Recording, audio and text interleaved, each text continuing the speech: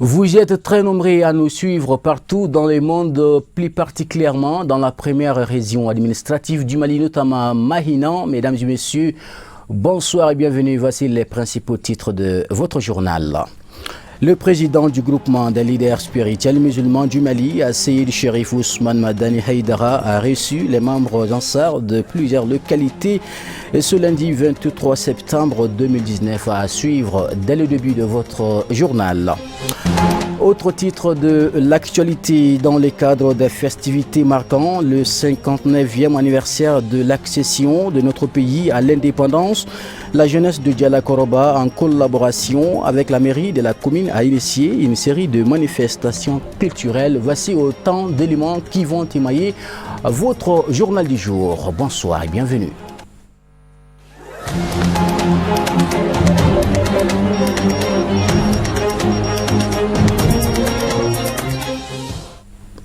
Voilà, si vous nous rejoignez, mesdames et messieurs, bonsoir et bienvenue. Je vous le disais tout à l'heure en titre, les membres Ansar et ainsi que d'autres associations islamiques de Moribabougou, Gabakoro-Droit, Tienfala, Salah, Manabougou, Fougadougou ont été reçus par les guides spirituels des Ansar, président du groupement des leaders spirituels musulmans du Mali, Seyid Cherif Ousmane Madani Haïdara.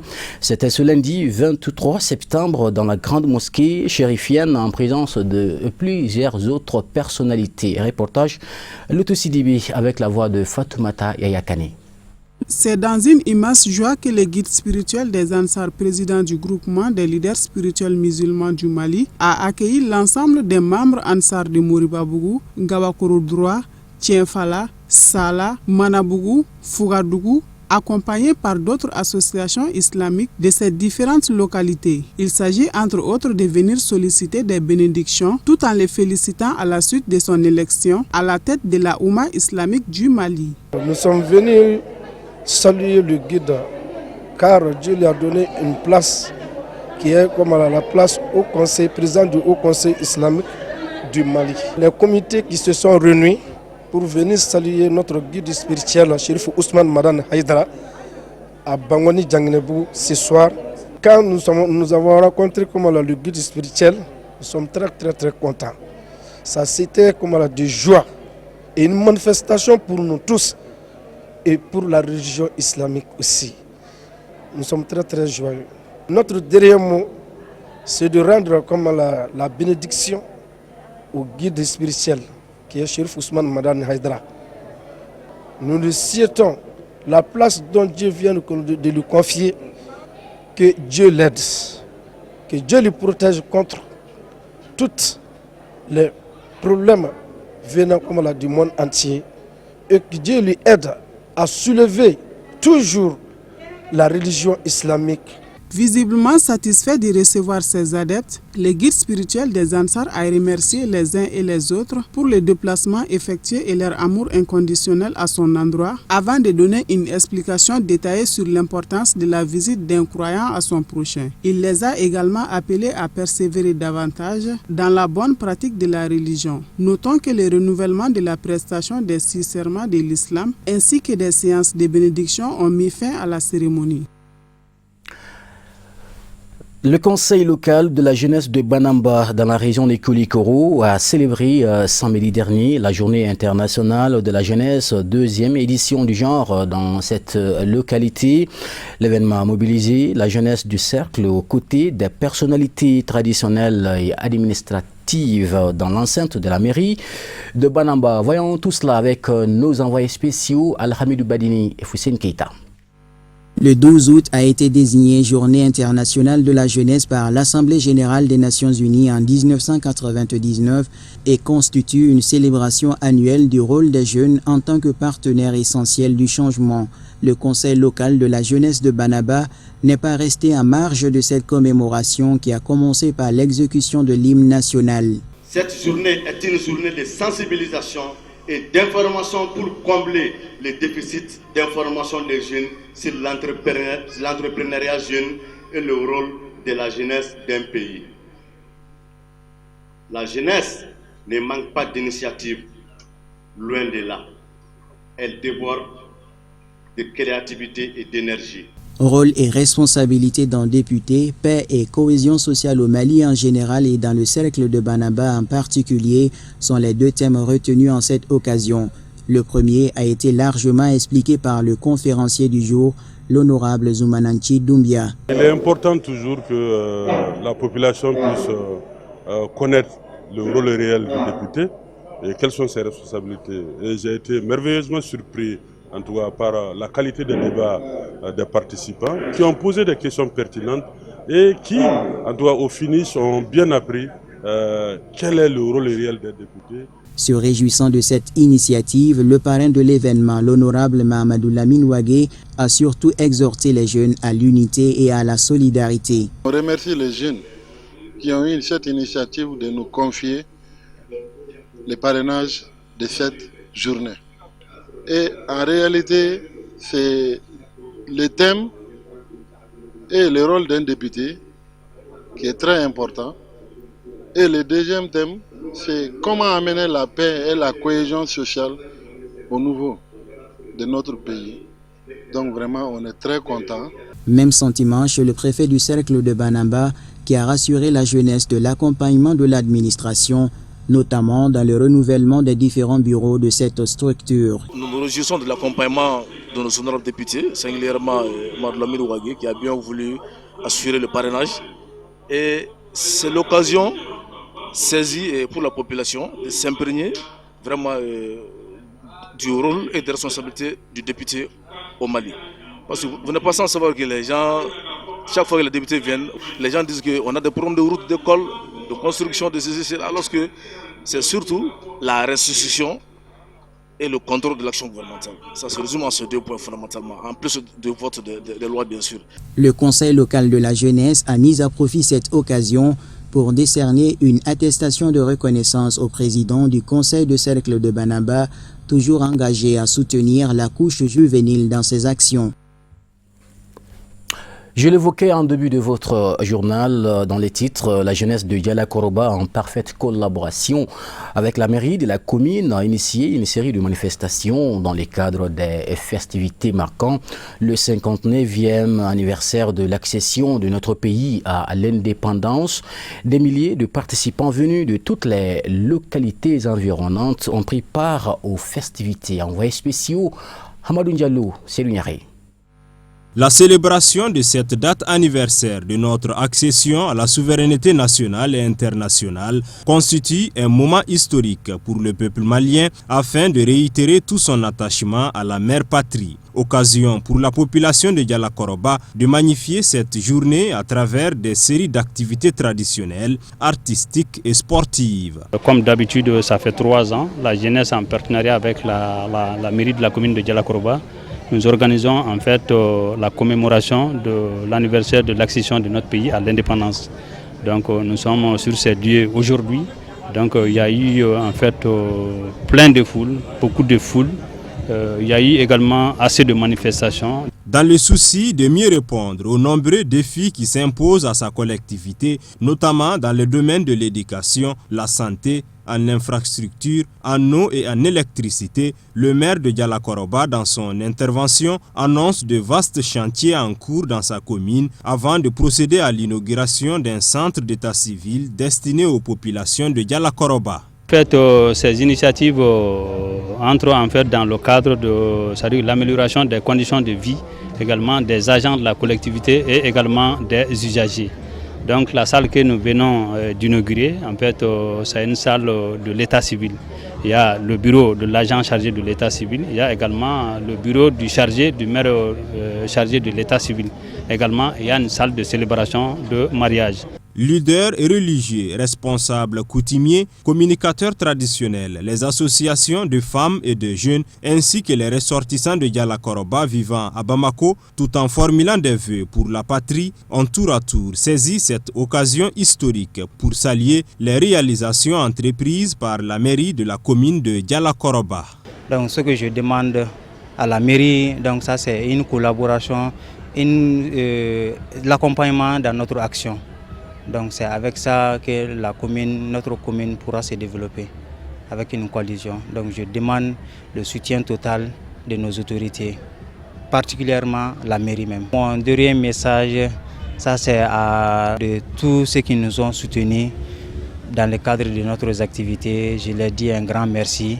Donc vive la jeunesse, ensemble nous bâtissons, vive le Mali, surtout la paix et la réconciliation. Ces réalisations quand même, ça mérite d'être vraiment présenté à la population de la commune, puisque le maire il fait sa deuxième mandature comme ça. Donc vraiment il a beaucoup œuvré dans ce domaine, puisque la salle là, il a aménagé la salle. La mairie, la grande salle de la mairie même a été aménagée, puisque ceux qui ont vu la mairie en 2009 et voir la mairie aujourd'hui, ils vont voir que vraiment il y a eu beaucoup de progrès. Donc le maire est à féliciter. C'est quelqu'un qui est très engagé pour la cause de la commune. Plusieurs autres activités culturelles, traditionnelles, artistiques et sportives, suivies d'une remise de prix destinée à certains participants, ont émaillé le 22 septembre à Dialakoroba. Auparavant, une minute de silence avait été observée à la mémoire des pères de l'indépendance et de tous nos soldats morts au front pour la défense de la patrie. Alors, vivement la prochaine édition. Tout à fait, vivement la prochaine édition. L'actualité sur un autre plan. L'association Sigida Kanou de Sikoroni a organisé une journée de reboisement sur la nouvelle rue pavée du quartier. Cette journée est exclusivement consacrée à la plantation d'arbres était placée sous le haut parrainage du ministère de l'Environnement, de l'Assainissement et du Développement durable et a vu la participation massive de la population de Sikoroni. Le compte rendu est signé Fatoumata Yakani. Sur des 100 pieds d'arbres, un certain nombre ont été remis à quelques militants et sympathisants de l'association avant d'entamer les travaux du reboisement et les restes ont été plantés sur la toute première rue pavée qui couvre une superficie de 160 mètres environ, aménagée et financée par l'association Sigida Kanou de Sikoroni à travers son président qui se fixe comme objectif de développer leur environnement. Il faut que tous les Maliens et toutes les Maliennes sachent que vraiment aujourd'hui, le Mali a besoin de ses fils.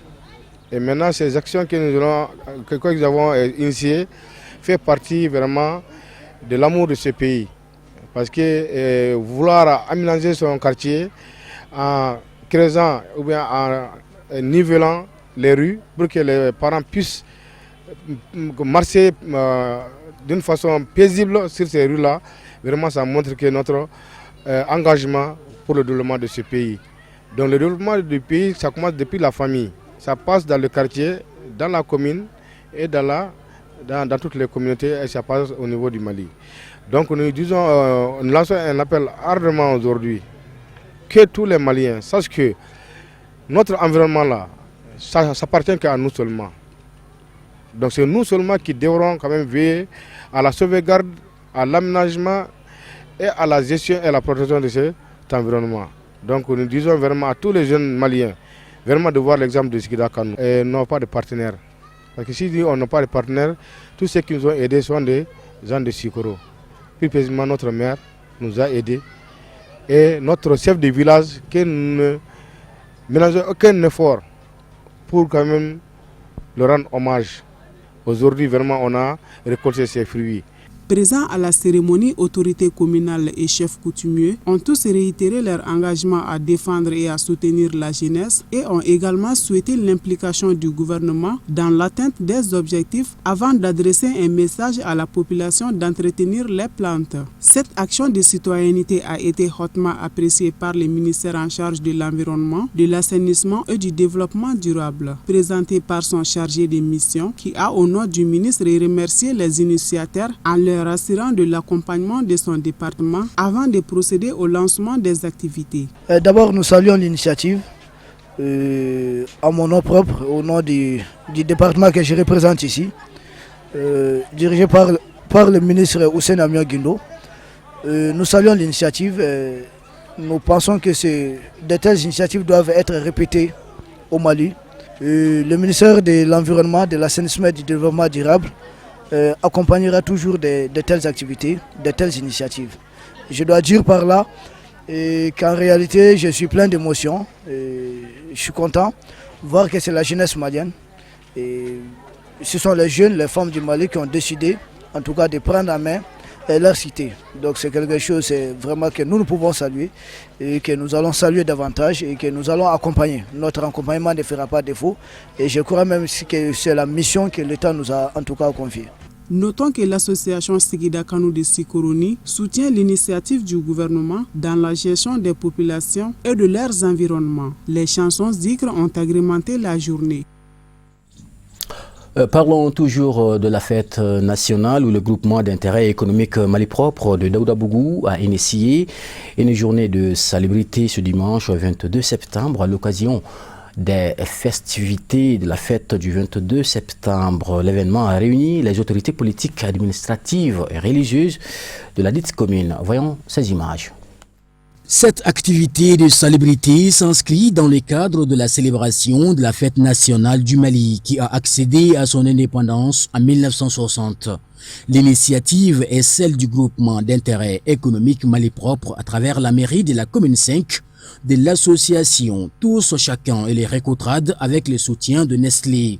Au menu de cette journée, le nettoyage du cimetière de Daouda Bougou et plusieurs autres activités.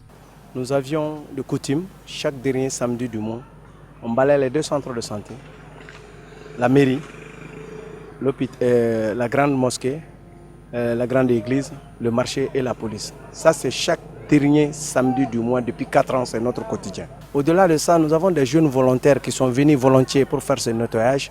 Nous allons les faire plaisir pour qu'ils sentent la fête du 22 septembre tout en organisant un jeu kermesse le soir à partir de 15h. Lors de ce jeu, les jeunes vont faire la course dans le sac. On va les attacher les yeux pour chercher l'objet perdu. On va leur donner des œufs sur les cuillères pour faire une course. En même temps, il y aura le cerceau, il y aura le mât. Il y aurait beaucoup de jeux qui se faisaient pendant le 22 septembre qu'on veut faire revenir pour que les jeunes comprennent qu'est-ce qui était le 22 septembre. Les représentants de Nestlé ainsi que le parrain se sont réjouis de l'initiative avant d'exhorter la population de Daouda Bougou à multiplier ces genres d'activités citoyennes pour rendre tous les quartiers de Daouda Bougou plus propres. Nestlé étant le leader mondial de l'agroalimentaire, s'est dit qu'il a aussi le devoir d'accompagner les tout-petits pour leur développement harmonieux.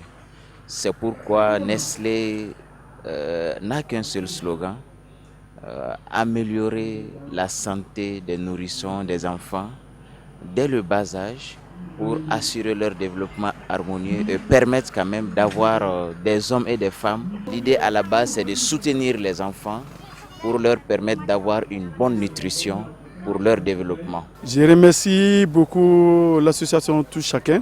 On a sensibilisé la population, les jeunes, les enfants, pour aller nettoyer les cimetières.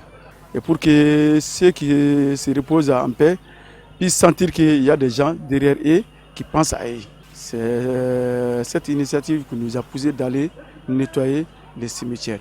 Je me réjouis très bien d'être les parrains. Être parrain, ce n'est pas parce que tu es riche. Mais les jalons que tu poses dans ton quartier, c'est ce qui amène les gens à te proposer comme parrain. Donc si on me choisit comme parrain, vraiment je suis très ravi et ça me réjouit. À l'issue de cette journée de salubrité qui a été couplée à la remise de matériel didactique et les moustiquaires imprégnés, l'occasion était opportune pour les maires de remercier les organisateurs pour leurs initiatives à travers leurs partenaires. Aujourd'hui, ensemble, nous avons décidé, avec tous et chacun, d'aller au cimetière nettoyer avec la jeunesse, avec les femmes, les religieux, la chefferie des quartiers. Certes que la maison, ça nous appartient, mais au cimetière, chacun est couché dans ses choix. Je vais dire,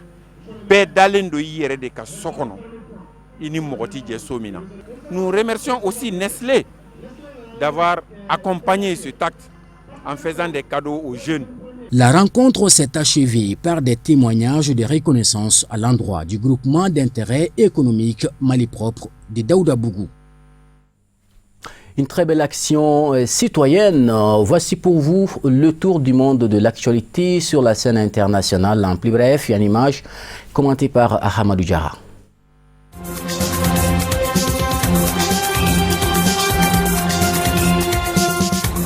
Au Burkina Faso, les policiers sont très mécontents de leur situation sur le terrain face aux menaces terroristes, surtout dans la région du Sahel. Ils se disent victimes du comportement de certains responsables militaires qu'ils accusent de détenir des armes destinées aux unités d'élite de la police dans le cadre de la lutte contre le terrorisme. Selon les fonctionnaires de police, aucun texte juridique n'interdit la dotation de la police en armement nécessaire à cette lutte. L'Union de la police nationale demande donc l'intégration de la police dans le plan de lutte contre le terrorisme comme prévu par le G5 Sahel.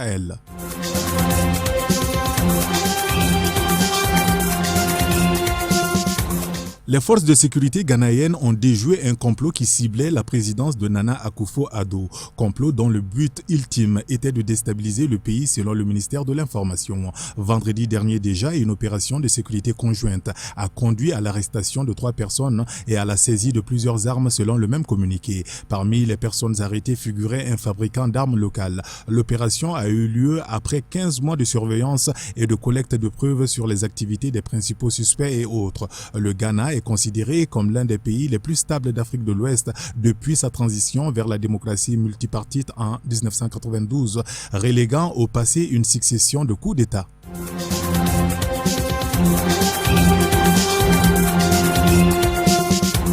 Cette triste nouvelle à présent, 8 nourrissons ont trouvé la mort suite à un incendie qui a ravagé un hôpital dans l'est de l'Algérie. L'information a été donnée par la chaîne de télévision Channel 3. L'incendie qui s'est déclenché dans l'hôpital Bachir Benasser à El Oued a été maîtrisé vers 4 heures du matin, heure locale, précise la même source. Le Premier ministre Noureddine Bedoui avait ordonné une enquête urgente sur l'incendie et avait mandaté le ministre de la Santé de se rendre dans l'hôpital sinistré. Au total, 11 bébés et 107 femmes ainsi que 30 membres du personnel ont été secourus lors de cet incendie.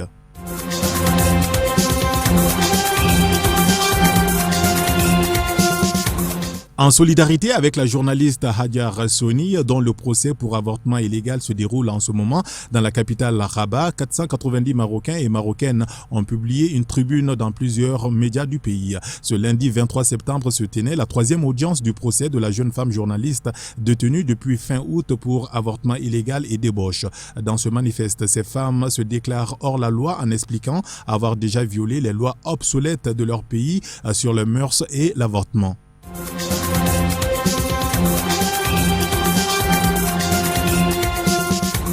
Le nouveau Premier ministre de la Grande-Bretagne vient d'essuyer une nouvelle et sévère gifle. La Cour suprême britannique vient de trancher ce mardi à la mi-journée. La décision de Boris Johnson de suspendre le Parlement était illégale, nulle et sans effet, alors que la mise en œuvre du Brexit va intervenir bientôt, le 31 octobre prochain. Le jugement a été rendu à l'unanimité par les 11 juges de la plus haute juridiction du Royaume-Uni qui ont même ordonné que les députés se réunissent de nouveau dès que possible. Le président de la Chambre des communes, John Bercow, qui avait dénoncé une atteinte constitutionnelle, a réagi sans tarder, déclarant que les parlementaires devaient maintenant se retrouver sans délai.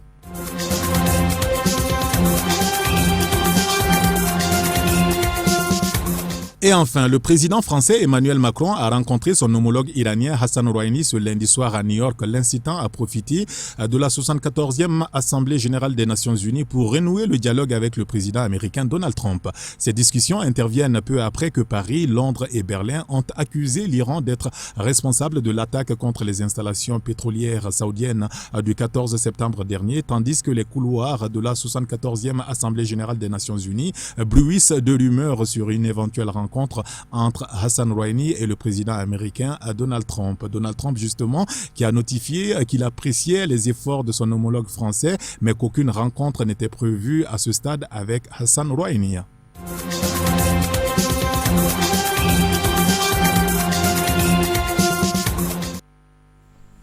Bien, c'est tout pour l'essentiel de l'actualité de ce mardi 24 septembre 2019. Merci à vous de l'avoir suivi. Ne quittez pas.